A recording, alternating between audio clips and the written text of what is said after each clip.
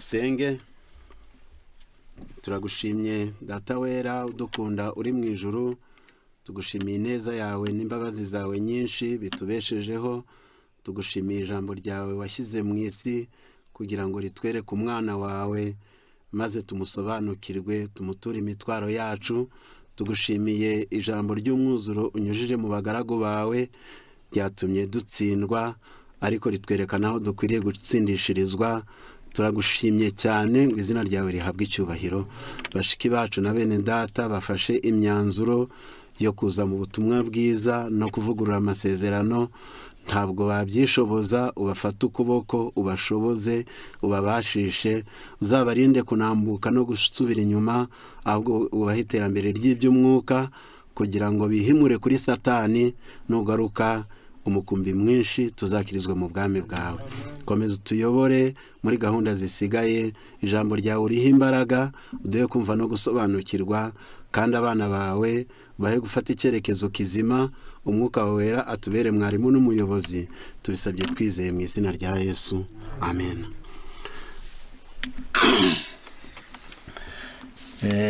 Tubaramukije mwese mu izina rya Yesu, ngo Uwiteka abahire. Dukomeje gushimira Imana yaduhaye ibihe byiza n'ibyigisho byiza. Dushimiye Imana kuba yakoze ku mitima abana bayo bagafata ibyemezo. Rero tugiye gukomeza twiga n'ibindi. Abadukurikiye mwese, Imana ibahe kuba hafi kugira ngo dukomeze kumva n'ibindi. Amazina yanjye nitwa Kayihura Labani, nkaba nanjye mfatanije na bagenzi banjye kwizera no kubwiriza ubutumwa buheruka bw'ivugurura n'ubugorozi. Rero tugiye kwigana ijambo ritubwira ngo kwita ku bimenyetso byo kugaruka kwa Yesu. Kwita ku bimenyetso byo kugaruka kwa Yesu. Kugaruka kwa Yesu, waba utabyizera cyangwa ubyizera cyangwa ubyizera gakeya buhoro, ariko kugaruka kwa Yesu ni ihame ridakuka. Ko Yesu byahanuwe ko azavuka, aravuka. Bihanurwa ko azabambwa, arabambwa. Byanditswe byavuga ko azazuka ku munsi wa gatatu, arazuka. Agiye mu ijuru avuga ko azagaruka ubwa kabiri, ataje kongera gusuzugurwa, ataje kongera kuza gucungura abantu, ahubwo azabaje gushyira akadomo ku bibera hano ku isi byose. Uko kugaruka kwa Yesu niko kwitwa imperuka y'isi. Yesu ajya mu ijuru ntabwo yavuze itariki, ntiyashyizeho umunsi, ntiyavuze umwaka. Natwe ntitwemererwa kubivuga kuko ntaho twabikura, ariko yasize ibimenyetso abe bashobora kwitaho intambwe ku yindi, bakamenya ko ari bugufi ndetse ageze ku rugi. Nibyo bimwe tugiye gusesengura dukoresheje ijambo ry'Imana. Yesu ubwe igihe yari kumwe n'abigishwa be, ibyanditswe bitubwira muri Matayo 24, Matayo 24 umurongo wa mbere, hari ijambo rihari tugiye gufatanya dusesengura. Yesu ngo yari asohotse mu rusengero, asohoka mu rusengero akigenda, abigishwa be baramusanga bashaka kumwereka imyubakire y'urusengero. Arababwira ati, ntimureba ibi byose? Ndababwira ukuri yuko aha hatazasigara ibuye rigeretse ku rindi ritajugunywe hasi. Uru rusengero rwari rwaravunnye abarwubaka, byatwaye imyaka irenga 46 bararurimbishije bitangaje. Abigishwa ba Yesu nubwo bari barakiriye inyigisho ze, ariko nabo ntago bari basobanukiwe umurimo we, ntibari basobanukiwe uko bizagenda. Bashaka kumwereka ngo imyubakire y'urwo rusengero, bari bategereje ko babwira ati rwose ibi ni sawa, bimeze neza, aba bantu baravunitse bazabona ubugingo. Kandi koko abarwubatse mu gihe cyabo, kuko bari babitegetswe n'Imana, biri mu mucyo bari bafite, bizeye bakareka ibyaha bazajya mu ijuru. Ariko Yesu arababwira ati, ibi byose muri kurebesha amaso nta buye rizasigara rigeretse ku rindi. Nawe byagukanga, nawe byagutera ubwoba, nawe byagutera amatsiko, byatumye bagira ubwenge, banga kumubariza mu ruhame, ahubwo ngo yicaye ku musozi wa Elayono. Ni umurongo wa 3. Abigishwa be baza aho ari biherereye, baramubaza bati tubwire, ibyo bizaba ryari? N'ikimenyetso cyo kuza kwawe ni icy'imperuka y'isi ni ikihe? Ibyo by'ibuye ritazasigara rigeretse ku rindi byo gusenyuka k'uru rusengero na Yerusalemu bizaba ryari? N'ikimenyetso cyo kugaruka kwawe ni ikihe? N'icy'imperuka y'isi ni ikihe? Ubwo bari bamubajije ibibazo bitatu. Ku basoma Bibiliya babajije ibibazo byiza bitatu. Yesu agiye gusubiza, ibisubiza bibumbira hamwe kugira ngo abanyabwenge bazamenye icyo avuze, bazajye babikoraho ubushakashatsi, bazajye babyumva babisengeye.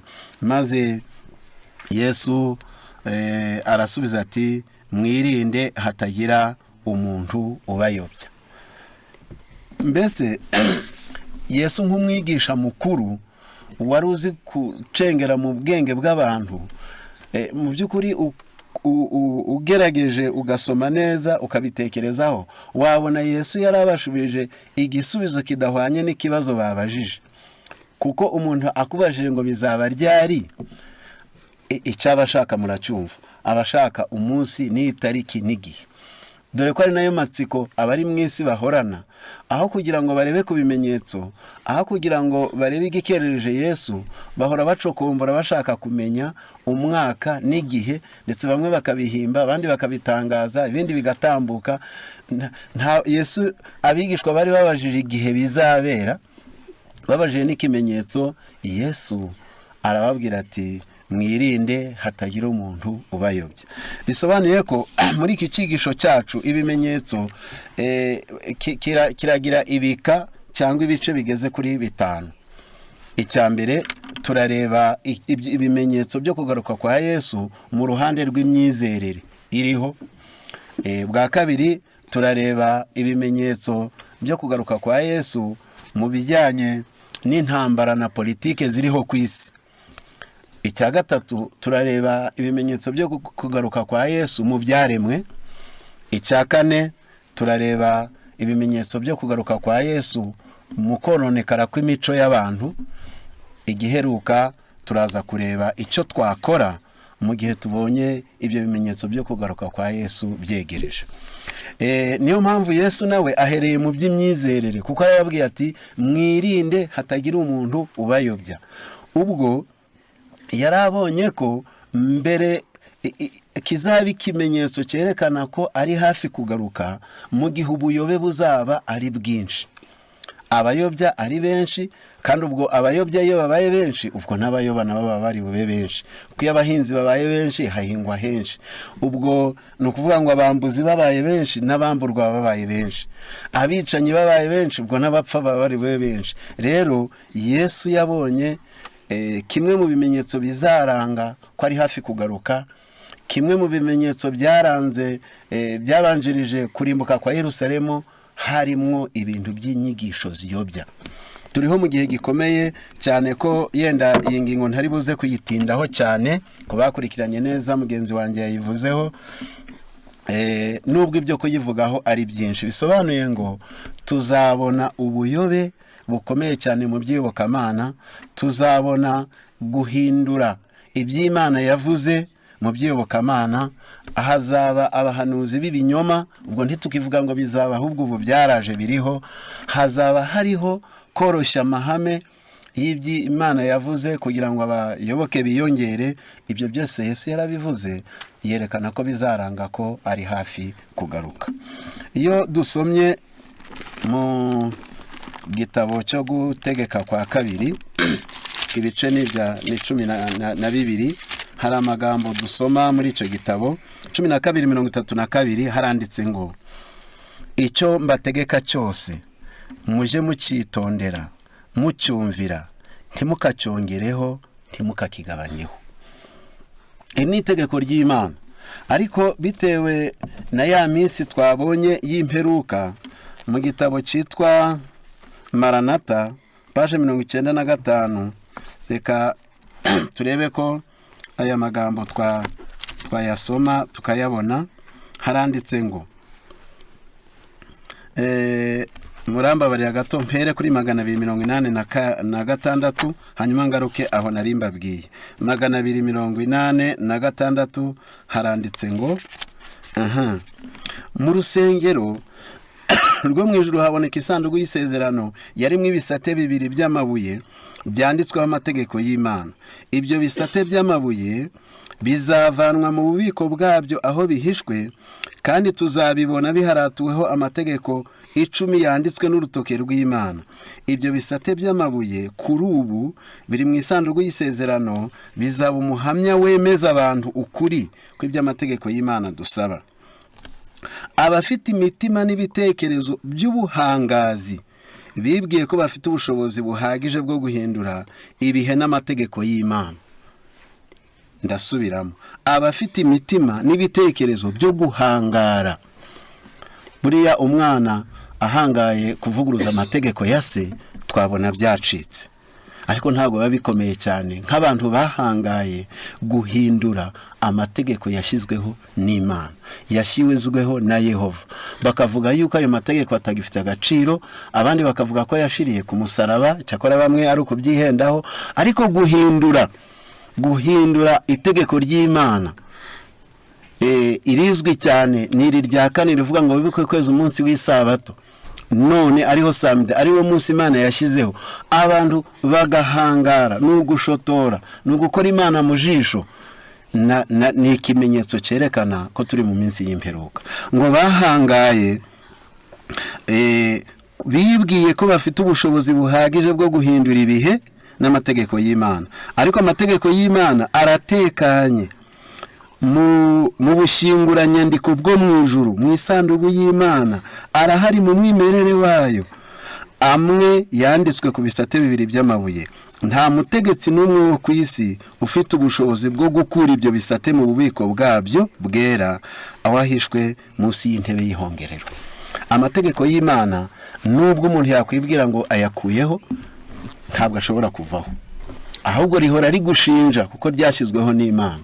Uwakwemerera abantu gusambana, isiri kubyemera, yenda turaza kubibona, yemera ubutinganyi, yemera ibindi byaha, ariko iryo tegeko Imana yashyizeho, haba muri kamere muntu, mu mutima nama we, haba muri ubwo bushinguranyandiko bwo mu ijuru, ushobora kubisibanganya ukibwira ngo byavuyeho. Oya, amategeko y'Imana arahamye nkuko intebe y'Imana ihoraho, nkuko nta wayicokoza ngo Imana yice cyangwa yikureho. Ibyo rero ni bimwe mu bimenyetso byerekana kugaruka kwa Yesu, ko abantu bahangara mu bijyanye n'imyizerere. Iby'Imana yandikishije bifatika bihari, ni nk'aho bafashe Bibiliya mbese bakayitwika cyangwa bakayishwanyura. Ngo ibi hepfo handitse ijambo rikomeye ku bafite icyo gitabo, haranditse ngo abanzi b'amategeko y'Imana uhereye ku bashumba ukageza ku woroheje wo muri bo, noneho bagize imyumvire mishya, basobanukirwa ukuri n'icyo basabwa, bamenye impitagihe barakererewe cyane ku isabato yo mu itegeko rya 4 ari ikimenyetso cy'Imana ihoraho.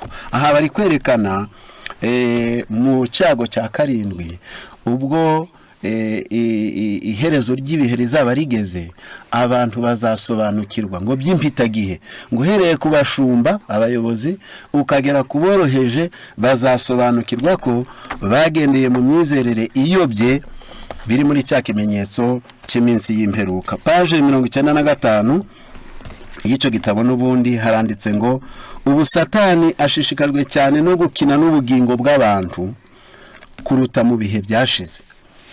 Satani ahangayikishijwe no gukinisha ubugingo bw'abantu, muraza kubyumva. Abukinisha ate? Kandi keretse gusa twigumiye mu bwihisho bwacu, naho ubundi azateza imitima yacu ubwibone, kwikunda, gukunda isi n'izindi ngeso mbi nyinshi, kandi nanone azakoresha ibishoboka byose ngo avane kwizera kwacu ku Mana no ku ijambo ryayo. Niba tudafite ubunararibonye bwimbitse mu by'Imana, niba tudasobanukiwe ijambo mu buryo bunoze, tuzayobera mu binyoma n'ubucakura bw'umwanzi kugeza turimbutse. Inyigisho z'ibinyoma zizasenya buhoro buhoro urufatiro rwa benshi, kubera ko batigeze biga kuvangura ukuri mu binyoma. avuga bati nta kibazo, kwizera ni ukwizera, zose zihurira i Roma, twese tuzahurira mu ijuru, icy'ingenzi ni uko twemera Imana. Oya, tugomba kumenya kuvangura ukuri mu binyoma. Bitabaye bityo, ibyo bimenyetso Yesu yavuze ngo mwirinde hatagira umuntu ubayobya. Uwo utuyobya cyangwa abazayobya, hepfo yavuze ngo hazaba abigisha benshi b'ibinyoma, habe n'abahanuzi benshi b'ibinyoma, kandi ubwo yabivuze idini usengeramo uyu munsi ritarabaho. Yabivuze hari imyizerere y'Abayuda, hari abapagani b'Abaroma, hari n'abemeye ubutumwa bwiza bwa Yesu. Aya madini yose twita amaze igihe n'amashya ntabwo yari ahari. Noneho ubwo bavuze ngo twirinde hatagira utuyobya, ugomba kubishakira muri iyo myizerere yose y'uruvangavange, ngo nitudashobora gusobanukirwa hagati y'inyigisho z'ukuri n'ibinyoma ngo tubivangure, twazarimbuka. Mu kwirinda ubuhendanyi bwa Satani, uburinzi bwacu bwonyine buzaba kwigana umwete ibyanditswe byera, kimwe gusobanukirwa impamvu zo kwizera kwacu mu buryo bw'ubwenge, hamwe no gusohozanya gukiranuka buri nshingano yose twamenye. Gukundwa akazi icyaha kimwe tuzi bizatugusha mu gucika intege no mu mwijima, biturohe mu gishuko gikomeye. Aya ni amagambo menshi, yena ntafite umwanya wo gusesengura. Nawe Imana igufashe ngo umutekano wacu umwe rukumbi ni ukwigana umwete ibyanditswe byera, ni ugusohoza inshingano nawe uzi zimwe bamaze kutwigisha mu kanya. Ikindi, ukamenya ko nugira icyaha ukundwa akaza mu buzima bwawe, bizatuma ucika intege ugwe mu mwijima, bikurohe no mu buhakanyi bukomeye. Bana b'Imana, turiho mu gihe gikomeye cyahanuwe ko mu minsi, muri bya bimenyetso bizaranga kugaruka kwa Yesu, harimo ko igihe kizaza ngo abantu ntibazihanganira inyigisho nzima. Mu rwa mbere rwa Timoteyo 4:3 ukamanuka hepfo, abantu ntabwo bazihanganira inyigisho nzima. Iyo ufashe igihe ukabitekereza neza, nibyo bikwereka ko hazayoba benshi. Icyambere, abayobya abantu bazaba ari benshi. Noneho n'abantu nabo bafite amatwi ngo barya, bifuza kumva ibijyanye na kamere yabo, batari bwihanganira inyigisho zibaca ku byaha no ku binyoma. Noneho urumva ko bizaba byoroshye cyane. Umuntu ashaka kumva za nyigisho z'ibinyoma, abazimuha nabo babaye benshi. Icyo gituma ibi ari bimwe mu bimenyetso biranga iminsi y'imperuka. Namwe murabibona hirya no hino, abantu nk'uko bahoze babitwigisha, baracuruza ubuntu bw'Imana, kugusengera bakaguca amafaranga, gushyingura bakaca amafaranga, gushyingira bakaca amafaranga.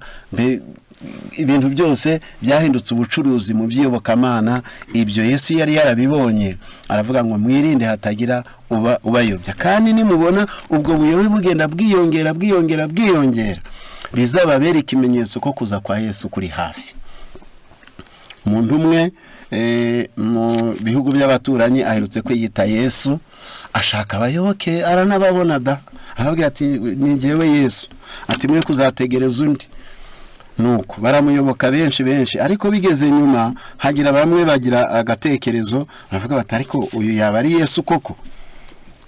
Noneho bamutega agatego, baravuga bati rero Yesu yabayeho, arabwiriza, nyuma yo kubwiriza abwiriza imyaka 3 n'igice, arangije arabambwa, acungura bamwizeye.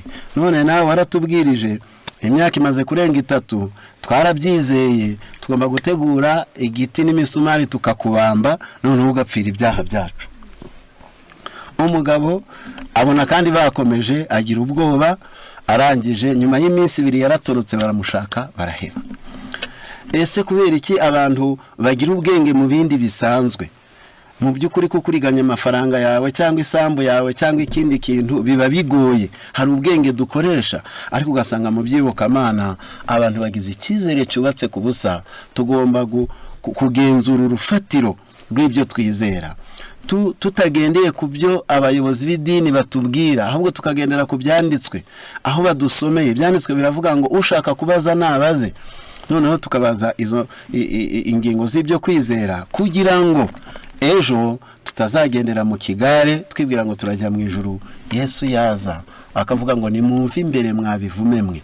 Benshi bazavuga ngo dore wahanuriraga iwacu, twabwirije mu izina ryawe, twirukanye abadayimoni mu izina ryawe. Ubwo ni Matayo 7:20 na 21, ariko azababwira ati mumve imbere sinigeze kubamenya. Suko batizeye, suko batasenze, ahubwo nuko babikoze bari muri cya kigare cy'ibimenyetso byo kugaruka kwa Yesu. Aho birumvikana ngo abahanuzi benshi b'ibinyoma bazaza babwira abantu bati ari mu kirambi, ari mu butayu. Ibyo murabibona muri kino gihe cyacu, aho abantu bumva ko kugira ngo Imana yumve amashengesho yabo hari agasozi bagomba kujyaho, bagomba kujya mu mugezi, bakajya mu bihanamanga, aho abantu bumva bagomba kujya i Yerusalemu, bati tuzabanza tujye mu Isirayeli, tuzabanza tujye i Roma, tuzabanza tujye i Maka. Mbese bakumva ko Imana hari agasozi ishakirwaho. Ariko Yesu yaravuze ngo abamusenga bamusengera mu mwuka no mu kuri. Ntabwo ari ngombwa kujya ku musozi cyangwa i Yerusalemu, ahubwo basenga Imana mu kuri no mu mwuka, aho baba bari hose. Aho ni Yohana 4:23. Bana b'Imana, Imana ni umwuka, bayisenga bayisengera mu mwuka no mu kuri.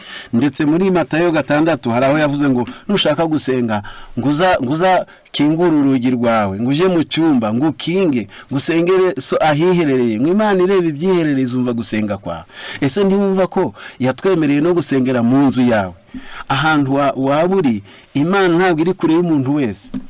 Ni ibyakozwe n'intumwa 16:26 kumanuka, haravuze ngo Imana ntabwo iri kure y'umuntu wese, ahubwo iri hafi, aho wanayibona ukabakabye. Rero Imana ntabwo ari yo kujya gushakirwa ku mpera y'isi, ahubwo ni babahanuzi gito bahanuwe bazavuga ngo ari mu butayu, ari mu kirambi. Ibyanditswe biti ntimukajyeyo. Ahubwo Imana yishake, wihannye ibyaha byawe, usoma ibyanditswe byera, utekereza ku byo mu ijuru, izaguha umwuka wera n'abamarayika, usobanukirwe n'ukuri, uve mu binyoma, uve muri Babuloni, ubutegereje Yesu by'ukuri. Ingingo ya kabiri, nkuko twayivuze, ikindi kimenyetso kiranga kugaruka kwa Yesu kizagaragarira mu ntambara z'ibya politike, intambara ziri kubera mu isi z'ibihugu zishingiye kuri byinshi. Intambara zibanziriza burya mu mitima, nta moko azasubiranamo, ni ibihugu bizasubiranamo. Ibyo Yesu yabivuze muri Luka 21:9 n'uwa 10. Reka tuhasome naho turebe iki byanditswe bivuga kuri iyi ngingo ya kabiri. Haranditse ngo kandi mu isi reka umurongo wa 9 n'uwa 10, ariko nimwumva intambara n'imidugararo ntibizabahagarika imitima, kuko ibyo bikwiriye kubanza kubaho, ariko imperuka ntizahera ku isohora uwo mwanya. 10 arongera arababwira ati ishyanga rizatera irindi shyanga, n'ubwami buzatera ubundi bwami. Intambara zabayeho, intambara ya mbere y'isi yose yabayeho, iya kabiri yabayeho, n'ubu zirakomeje, ndetse mu buryo buteye ubwoba. Ishyanga rizatera irindi shyanga, amoko asubiranemo, habeho kumeneka kw'amaraso, nabyo bibe ari ikimenyetso kiranga ko Yesu agiye kugaruka. Abantu benshi bajya bihumuriza bakavuga bati se ibyo ubundi ko byabagaho na kera. Muri iki gitabo turi bwibandemo cyane cyitwa Maranatha, reka ngerageze nsome page 257. Reka ndebe ko aya magambo nshobora kuyabona bwangu, ndetse yego. Reka tuyasome page 266 abariho mpera. Ndasoma mpaje agera nko kuri 3 kugira ngo tuze kubyumva neza. Haranditse ngo turiho mu gihe ibintu biteye ubwoba kubariho bose, abami n'abatware bo mu isi bari mu myanya ikomeye y'ubuyobozi, abagabo n'abagore batekereza bo mu nzego zose. Abo bose bahanze amaso yabo kubiri kuba ahadukikije, bitegereza imibanire iri hagati y'ibihugu, bitegereza umuvumba uri mu bintu byose ku isi, kandi basobanukirwa ko hari ikintu gikomeye kandi kidasubirwaho kigiye kubaho, bakabona ko isi igiye kwiroha mu kaga gakomeye cyane. Kuri ubu abamarayika bafashe imiyaga y'intambara kugira ngo itabasha guhuha kugeza ubwo isi izaba imaze kuburirwa ku birebana n'irimbuka ryegereje. Ariko umuraba uri kwihuza witeguye gusandarira ku isi, kandi ubwo Imana izategeka abamarayika bayo kurekura imiyaga, hazabaho ibikorwa by'intambara ikaramu idashobora kwandika. Aha hari kutwereka yuko ayo makimbirane, ubundi imiyaga mu buryo bw'ubuhanuzi isobanura amakimbirane ari mu mitima y'abantu, amakimbirane y'amoko, amakimbirane y'ibihugu ashaka gusandarira ku isi, abantu batarumva ubutumwa ngo bahitemo kubwemera cyangwa kubuhakana, ngo Imana ikabifasha iyo miyaga ikabwira abamarayika ngo nibabe baretse irebe ko wakwihana, irebe ko wakumva ubutumwa, irebe ko wakwivugurura, irebe ko wasobanukirwa inzira y'ukuri. Ngo ariko igihe iyo miyaga izarekurwa, ngo hazaba intambara itashobora kwandikwa n'ikaramu. Paje 243, reka ndebe ko ayo magambo nshobora nayo kuyabona, ariko reka mpere kuri ariya nari navuze. Paje 257 haranditse ngo abamarayika bane bakomeye bafashe imbaraga y'isi kugeza igihe abagaragu b'Imana bazaba bashyizweho ikimenyetso mu ruhanga rwabo. Aha muhitondero, amahanga yo mu isi afite inyota yo guhangana, ariko afashwe n'abamarayika. Igihe iyo mbaraga ikumira izakurwaho, hazaza igihe cy'akaga n'umubabaro. Hagiye guhimbwa ibikoresho by'intambara byica. Ibi Ellen White ari guhanura ni tekinoloji yo guhimba intwaro za kirimbuzi. Imyaka uhereye igihe yabihanuriye ukageza ubu, buri mwaka, buri kwezi hagenda hiyongera uburyo bugambiriye kwica, atari ubwo kwica intare, atari ubwo kwica inzovu, ahubwo ari ikiremwa muntu. Na kera koko bararwanaga nibyo, ariko se bicaga umuntu bakamubaga, bakamwotsa, bakamurya? Bahanganaga bari guterana amacumu n'imyambi barebana. None ubu bigeze ku rwego rwo kohereza igisasu kikajya gutegereza nyiracyo ku buryo kiraswa ruko kimubonye. Uyu muhanuzikazi yarabibonye, arandika ngo hagiye guhimbwa ibikoresho by'intambara byica. Amato y'intambara yuzuye abantu azarohama imuhengeri. Abafite umwuka w'ukuri bose, abadafite umwuka w'ukuri, ubwo bari mu mwuka w'abadayimoni, bose bazihuriza hamwe bayobowe n'abakozi ba Satani, ariko bazakomeza gukumirwa kugeza igihe cy'intambara ikomeye ya Harimagedoni. Icyo tuvuga kuri iki nuko nacyo ni ikimenyetso cyo kugaruka kwa Yesu. Intambara n'impuha mu moko, mu bihugu, ngo bafite inyota yo guhangana, kwerekana ububasha. Ibihugu, mwuka wampatse ibihugu, ndetse ubuhanuzi butubwira ko umunyambaraga niwe uzaba umutunzi. Nuvuga ngo ibihugu bifite imbaraga bizategeka uduhugu dutoya. N'umuntu ufite imbaraga azakwaka umutungo wawe, akwaka umugore wawe, akwaka ububasha bwawe. Umunyambaraga niwe uzahinduka umutunzi. Ngo ibihugu byari bimaze gutera imbere bizahinduka mu dutsiko tw'amabandi biteguye kwica no kwiba, ngo isi bayihindura umusaka. Ibyo niyo mpamvu mwumva hirya no hino haba hari imyigaragambyo y'abantu nabo batari kurengera gukiranuka, ahubwo nabo bashaka ko ibyaba ari byo bigerwa. Umuntu wese ashaka ibyo bita liberite, umudendezo, ndetse iyo bigeze aha ujya wumva ubabariye n'abayobozi bayoboye muri iki gihe cya nyuma, aho n'umunyu upanda abagatuka perezida ngo ubuzima bwagoranye, ngo umukati ngo wahenze, ngo ibiki n'ibiki. Ntabwo imperuka izafite amabara akomeye cyane. Kubw'ibyo nacyo ni ikimenyetso kiranga iyi minsi ya nyuma y'imperuka. Paje 259, reka ndebe ko naho nasoma irindi jambo, iyi ngingo nayo nze kuyivaho. Haranditse naho hati neretswe abaturage b'isi bari mu rujijo rukomeye. Intambara, imivu y'amaraso, ubutindi, ubukene, inzara n'ibyorezo nibyo byari bigwiriye mu isi.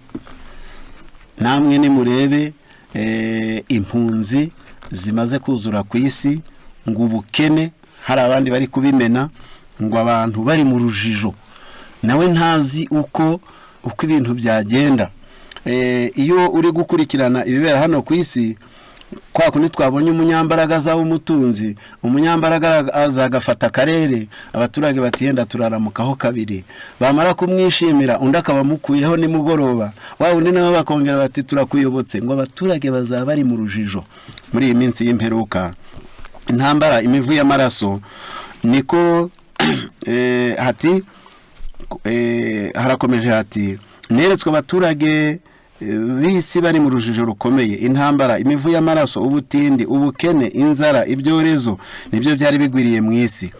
Uko ibyo bintu byarushagaho kugariza abagize ubwoko bw'Imana, niko bishyiraga hamwe kandi bakibagirwa ingorane zoroheje bahuraga nazo. Iyi ngingo yenda turaza kuyigarukaho kuri ya ngingo iheruka, uko twakora muri ibyo bimenyetso byo kugaruka kwa Yesu. Ariko iki ubu gifashe ngo abana b'Imana igihe bari kubona ibyo bintu, niho bagomba kwihuriza hamwe, bagahumurizanya, bagafashanya, bakiga ibyanditswe byera, kuko bari kubona ibimenyetso byo kugaruka ku mwami wabo. Ntabwo bari bakiyobewe ibyiyumviro byo kwishakira icyubahiro, ahubwo byari byasimbuwe no kwicisha bugufi kwimbitse. Imibabaro, ukuburagizwa n'ubukene byatumye hongera kubaho gutekereza bundi bushya, kandi abantu bayoborwaga n'irari no kudashyira mu gaciro bahindutse imfura, bakorana amakenga n'ubwenge. Noneho igihe turi kubona ibyo bimenyetso, ngo biradusaba abari bafite akantu k'inyota ko kurwanira icyubahiro ko bashyitsa hasi. Abantu ngo bongere batekereze bundi bushya, abantu bayoborwaga n'irari bashyire mu gaciro bahinduka imfura. Intekerezo zanjye zikurwa kuri ibyo, nyuma hasa n'ahabaye agahe gato k'amahoro. Hari ukuntu hajya hacamo agahe k'agahenge, ariko abantu bakibagirwa, bakongera bakibagirwa imihigo bagize mu bihe bibi, bakongera bakibagirwa amasezerano bagiranye n'Imana. Nanone nongera kwerekwa urudubi, nongera kwerekwa abaturage b'isi, nanone nongera kwerekwa urudubi rw'ikirenga mu bintu byose n'ahantu hose hari imvururu, intambara, imivu y'amaraso, inzara n'ibyorezo. N'andi mahanga nayo yivanze muri izo ntambara no muri urwo rudubi. Ukabona ibihugu uwo munsi ntibyaramukiwe, ariko aha bari kurwana ngo ibihugu nabyo byivanga muri izo ntambara. Hepfo haranditse ngo abantu bakurwa umutima n'ubwoba no kwibwira ibyenda kubaho. Kuri ubu abamarayika bafashe imiyaga y'intambara kugira ngo itabasha guhuha kugeza ubw'isi izaba imaze kuburirwa mu birebana n'irimbuka ryegereje. Ariko umuraba uri kwihuza, witeguye gusandarira ku isi, kandi ubw'Imana izategeka abamarayika bayo kurekura imiyaga. Basubiyemo ya magambo, hazaba ibikorwa by'intambara ikaramu idashobora kwandika. Iri jambo muryiteho cyane. Imana mu buntu bwayo yaduhaye igihe cy'agahenge.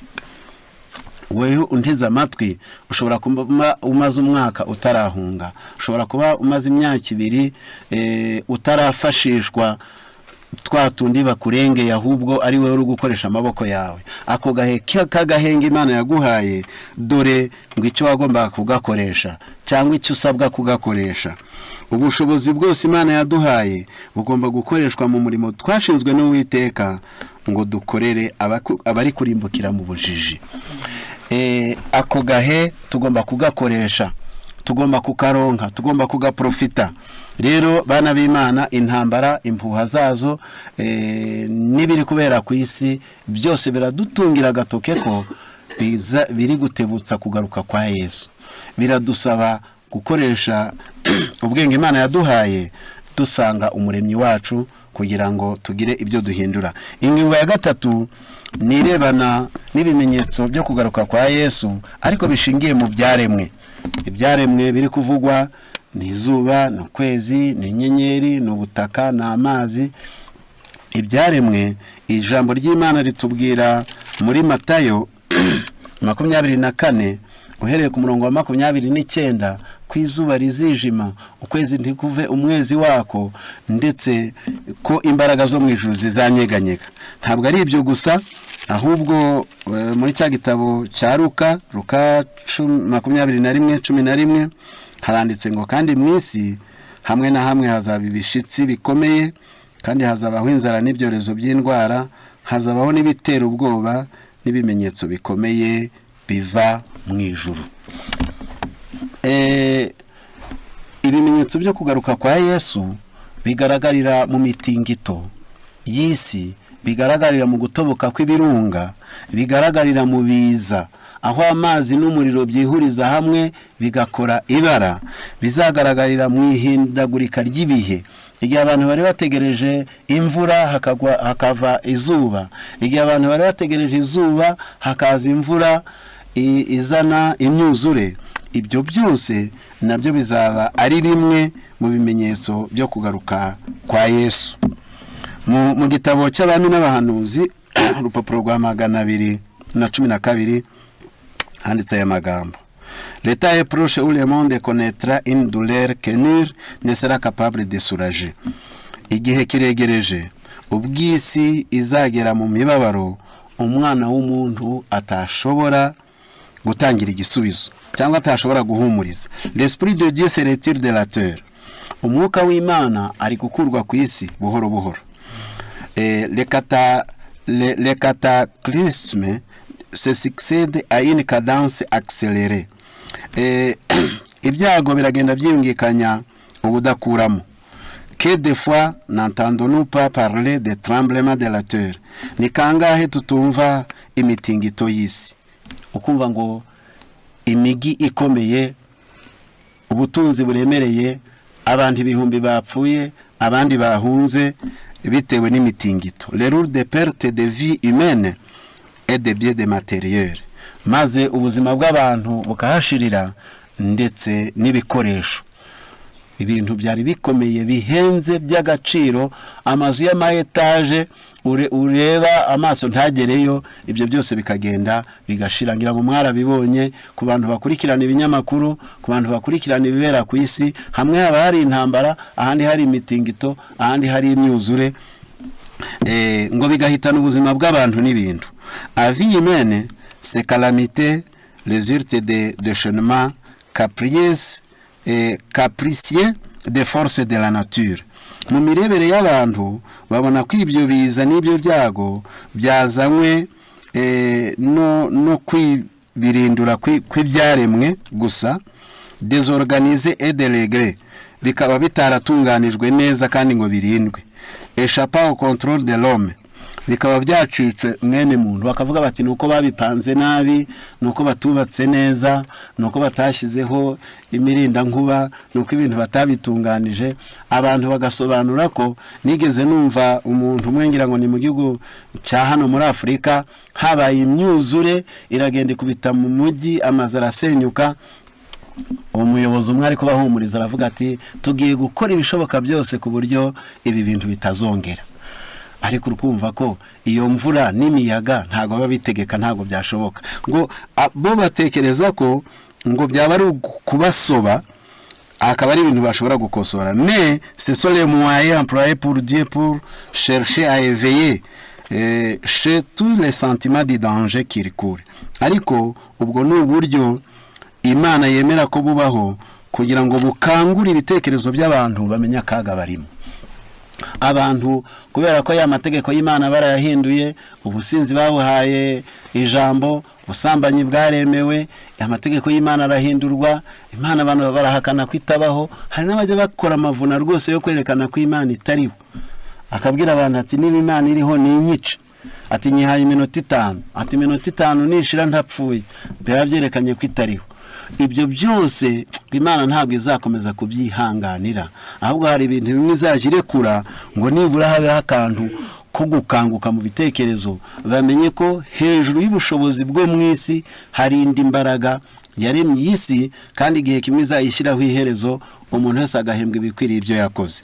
Rero aho hari amagambo akomeye ushobora kwibaza. Ibyo nabyo ni ibimenyetso byo kugaruka kwa Yesu bigaragarira mu byaremwe. Nongere mbisubiremo, iyo mihindagurikire y'ibihe abantu ku isi bagerageje kuyishakira igisubizo ntibikunde, bakavuga batakayunguruzo k'izuba karononekaye, none bituma imirasire y'izuba igera ku bantu ikabatera kanseri, ibihe bigahinduka. Bakabibona kuko Imana yabahaye ubuhanga, ariko igisubizo cyabikuraho bakavuga bati biterwa n'imyotsi n'ibyotsi biva ku nganda. Ariko izo nganda se ziri gukora intwaro, zigakora imyambaro, zigakora ibyo kurya, wazihagarika? Kuzihagarika bikaba ikibazo, kutoboka kwa kakayunguruzo bikazana ingaruka. Nicyo gituma ijambo ry'Imana ritubwiye ngo bizaba ari ibimenyetso biri kuranga ko hirya yaho ijuru riri gupanga ikigomba gukorwa, kandi si ikindi no kuvangura ab'Imana n'abasatani. Ibi byagize itangiro bigashobora bikagira iherezo. Muri ibyo biza guhindagurika kw'ibihe, imyuzure, inkongi z'umuriro ziyadukije n'ibindi. Ibyo byose birimo ijambo ryandiho ushaka kuvugana n'abishiba amategeko ye, kandi ubabwira ngo ndi hafi. Ni nko guteguza ngo ushaka kwihana no kwiyegurira Imana abikore bigishoboka. Ingingo ya 4 nijyanye no kononekara kw'imico. Imico y'abantu haba mu gihe cya Nowa n'iki Sodoma n'i Gomora yari yarononekaye, ariko mu gihe cy'imperuka, muri iki gihe turimo, hari ibimenyetso byerekana ko izaba yononekaye kurushaho. Reka dusome muri Mariko 13 umurongo wa 12, dusome iri jambo. Mariko 13 umurongo wa 12 handitse ijambo rivuga ngo umuvandimwe azagambanira mwene se ngo yicwe, na se w'umwana azamugambanira. Abana bazagomera ababyeyi babicishe.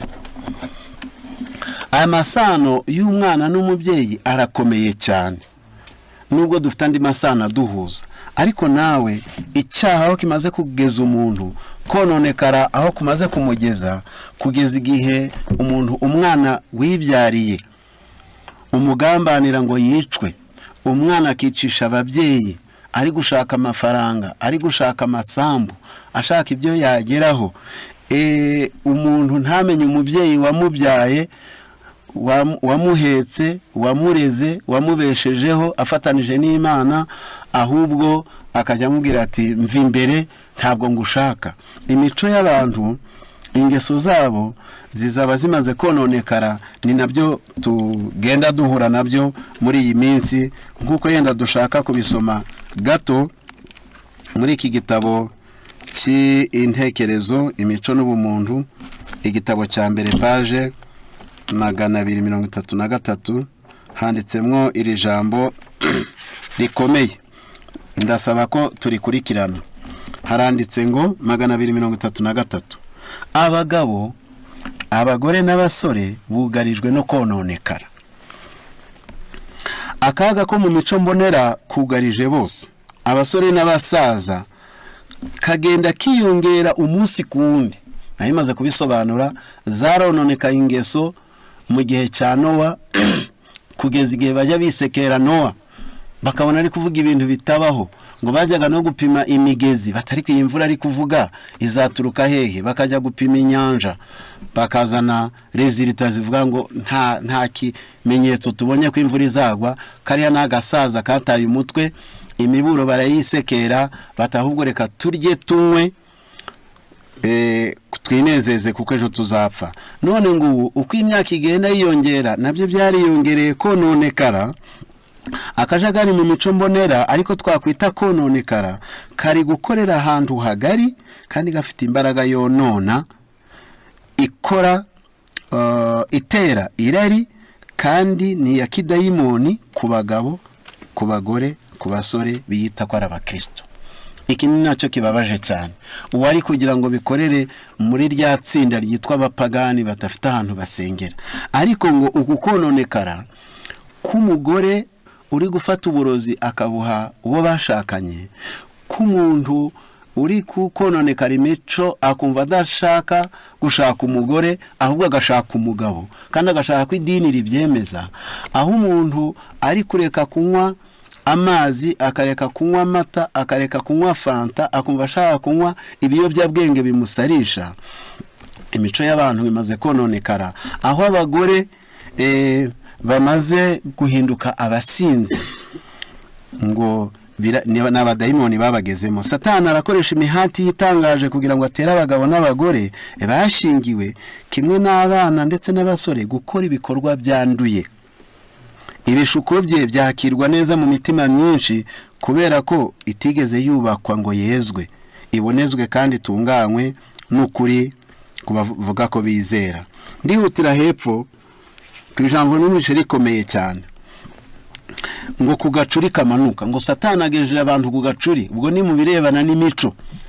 Abana ntibacyubaha ababyeyi babo, ahubwo ababyeyi nibo basigaye bahindira imishitsi imbere y'abana, kubera ari umugaburira, kubera yamukubita urushyi erega ugatangira ugahakwa. Ibintu byarakomeye cyane, aho abagore bashaka gutegeka abagabo, abagabo bakashaka kubategekesha igitugu, abana ibintu byaracitse. Ariko ngo icyabiteye mu cyumve, ngo Satani abagejeje ku gacuri. Ibishuko bidatuza bya Satani bigendereye gucogoza ubushobozi bw'umuntu bwo kuyobora umutima we no gukoma mu nkokora ubushobozi bwe bwo kwitegeka. Satani atera umuntu guca umurunga wo kwera n'ibyishimo imuhuza n'umuremyi we. Abantu ngo imirunga ibafatanya n'Imana bamaze kuyica. Urumva rero bamaze guca imirunga ibahuza n'Imana, imitima nama yabo ngo ihinduka akara akajya he. None abantu barasa n'abayoborwa n'abadayimoni, ibikorwa biri gukorwa ku isi, ngo na leta zo ku isi zananiwe kubihagarika, amagereza yagiyeho, amapriza ajyaho, ibihano byo kwica bijyaho, ibindi bivaho, ngo nta mbaraga yashobora kubicecekesha, bitewe n'uko Satani ngo yamaze kubatera guca imirunga yabahuzaga n'Imana. Kuri iyi ngingo iyo usomye mu gitabo cyitwa Ubutumwa Bwatoranijwe, ni igitabo cya mbere paje 257, haranditseho ngo turiho mu gihe cy'ubugome bukomeye. Imbaga nyamwinshi bahindutse imbata z'ibikorwa by'ubugome n'akamenyero kabi, et il n'est pas facile de rompre leur chaîne, kandi biragoye kugira ngo bashobore guca iminyururu ibaboshye. Niba muri kubyumva neza, hari imirunga yari iziritse umuntu ku Mana, ari ituma agira ubumuntu, akagira impuhwe, akamenya gutandukanya ibyarya n'ibyo atarya, akamenya gutandukanya umuntu mukuru akamwubaha, akamenya gutandukanya igitsina gore n'igitsina gabo, akagira ubwenge bwiyumvisha. None ngo iyo mirunga Satani yateye abantu kuyica. Amaze kuyica ntiyarekeraho, ahubwo barabafata arabazirika, abizirikiraho. None ngo iyo mirunga ibazirikiye kuri ibyo bikorwa bibi ntibashobora kuyica. De crime que l'on ose à peine nommer sont commis chaque jour. Ibikorwa by'ubugome utabonera izina nibyo biri gukorwa buri munsi. Ibyo utashobora kubonera izina ngo ubyite. Ariko nawe wabonye he aho umusore abura umugeni mu bantu bari ku isi bose, akumva agiye kuba umugabo wa nyina? Ibyo bintu wabyita irihe zina? Aho umuntu areka gushaka umugabo agashaka igikoresho gicuze gikozwe n'abantu azajya asambana nacyo, ibyo bintu wabyita irihe zina? Aho umusaza ari gufata uruhinja rw'amezi rw'umwaka ngo arugire umugore, ntago wabibonera izina. Na za leta zabuze n'amategeko, hari n'ibyaha bikorwa bigasanga nta mategeko abihana, kuko batatekerezaga ko bene ibyo byabagaho. Ngo nuko umwuka w'Imana ari gukurwa mu bantu, ya mirunga yabahuzaga n'Imana yaracitse, iyasigaye ibaboheranije na Satani. Ku bw'ibyo bikwiriye kutwereka ko kuza kwa Yesu kuri bugufi, turebeye no kuri iyo mico. Reka nihute kugira ngo n'iyi ngingo nzayiveho. Igitabo cya Maranatha paje 119 haranditse ngo turi mu isi irwanya gukiranuka no kubonera kw'imico, ndetse by'umwihariko gukurira mu buntu. Aho tureba hose tuhabona guhumana, kwangirika, guhenebera n'icyaha. Aho wareba hose, mu moko yose, mu bihugu byose, ibintu bigeze ahantu hakomeye. Ngo aho tureba hose tuhabona guhumana. Ni bya bintu nayinsobanuye, ni amahumane, ntabwo wabibonera izina. Ngo ni uguhumana, kwangirika, guhenebera n'icyaha. Ibyo nabyo ni ibimenyetso byo kugaruka kwa Yesu.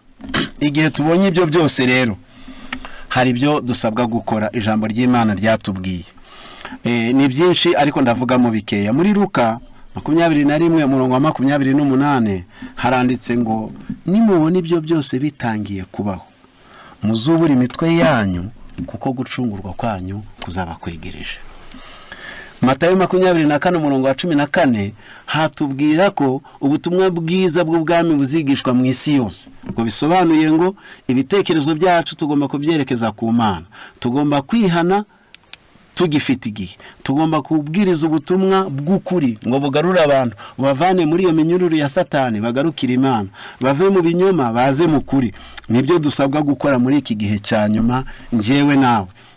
Ni ukwisubiraho. Yenda reka tubisomeho gatoya muri iki gitabo, kigarukemo page 261, igitabo cya Maranatha, handitsemo ijambo rikomeye.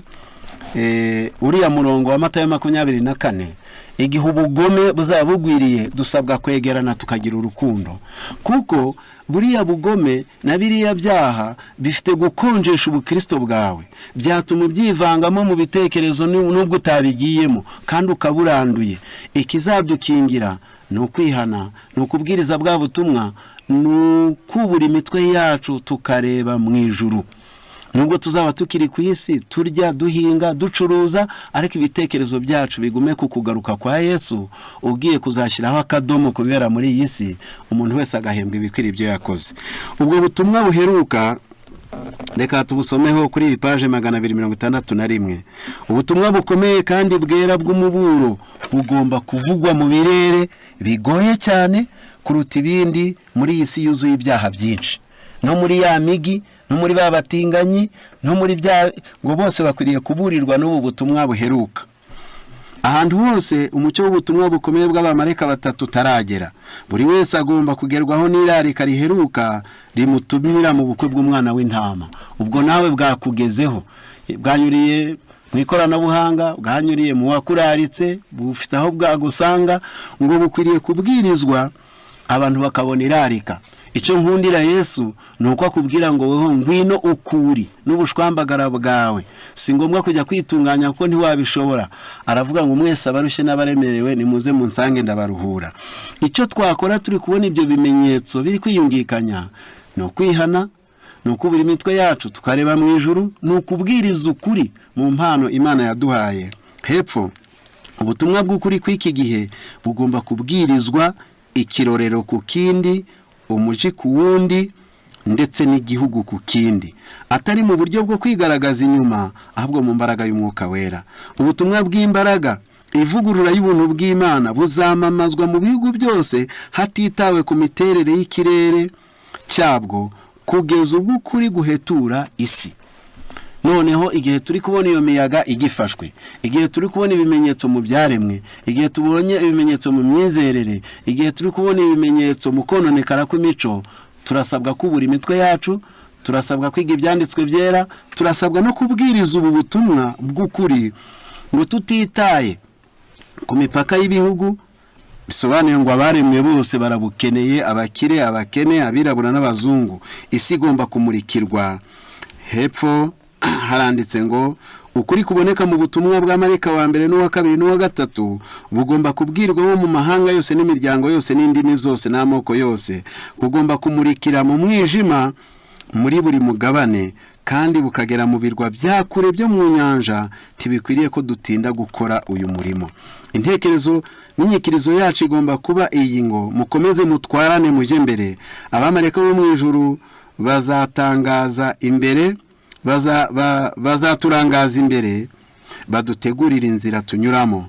Ntidushobora gutura umutwaro dufite kugeza ubwo ubutumwa mu birere bya kure kugeza ubwo tugeza reka nsubiremo gato mu mbabarire, ntidushobora gutura umutwaro dufite wo kugeza ubutumwa mu birere bya kure isi yose itaramara kumurikirwa n'ubwiza bw'Uwiteka.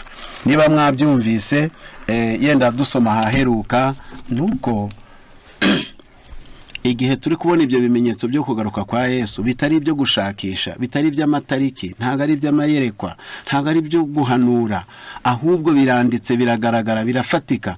Weho ujya ubibona igihe ubibonye cyangwa ubyumvise. Icyo usabwa ni ukubura umutwe wawe, kuko uramutse ubirebye byakwanduza, wabyivangamo mu mubiri cyangwa mu mwuka, ahubwo uyegereza urukundo rw'Imana. Icya kabiri ni ugutanga umuburo w'ubutumwa, kuko nibwo bukiza, nibwo bwagarura abagabo n'abagore bakagaruka mwakenge. Ubwo butumwa nibwo bwabegereza Yesu akabakuramo ibisazi, nk'uko yakije babasazi bakongera bagahinduka abantu bazima. Noneho paje 311 ari naho dusoreza, haranditse ngo turiho mu gihe giheruka cy'amateka y'isi, ubuhanuzi burasohora mu buryo bwihuse, igihe cy'imbabazi kirihutira kurangira. Nta gihe na gito dufite cyo gupfusha ubusa, tureke gusinzirira mu birindiro byacu. Nta muntu n'umwe ukwiriye kuvugisha umutima we cyangwa ibikorwa bye ati databuja aratinze. Ahubwo mu mutima wawe, mu mikorere yawe, umenye yuko kuza kwa Yesu kuri bugufi. Ntazategereza ko imishinga yawe banza yarangira, ntabwo azategereza ko banza wasoza. Oya, nk'uko igitondo kitajya gitegereza ko ibitotsi byawe birangira, haravuze ngo twe gusinzirira mu birindiro byacu. Ubwo turi kubona ubuhanuzi busohora mu buryo bwihuse, ngo tumenye yuko n'igihe cy'imbabazi ari uko bimeze. Igihe cy'imbabazi nacyo kiri hafi kurangira. Uwihana akwiriye kwihana ubungubu, ufata umwanzuro akawufata ubungubu. Imbabazi usabwa gusaba mugenzi wawe, uwo wahemukiye, umubyeyi wawe, umuturanyi wawe, ibyo wibyo ukabigarura, ugasaba imbaraga y'Imana kugira ngo ikwegere. Umukiza araje bidatinze, kandi dukiriye kwitegura kumusanganira mu mahoro. Tumaramarize gukora ibyo dushoboye byose kugira ngo tugeze umucyo ku badukikije. Ntabwo tugomba guhorana umubabaro, ahubwo dukwiriye kuba abantu banezerewe, kandi tugomba guhoza umukiza Yesu imbere yacu. Araje bidatinze, niyo mpamvu tugomba kwitegura no gutegereza kugaruka kwe.